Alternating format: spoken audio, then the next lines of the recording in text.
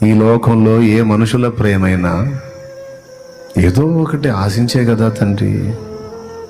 నాలాంటి మనుషుడు ఒకడు నన్ను ప్రేమిస్తే ఖచ్చితంగా నా నుంచి ఏదో ఒక ఫలం ఆశిస్తాడు. నాకు అర్థం కాక అడుగుతాను, పెద్దాయనా నీకేం గతి లేక నన్ను ప్రేమించావయ్యా? ఆహారం లేక ప్రేమించావా నా నుంచి ఆహారం పొందుదామని? వస్త్రం లేక ప్రేమించావా నా నుండి వస్త్రం పొందుదామని?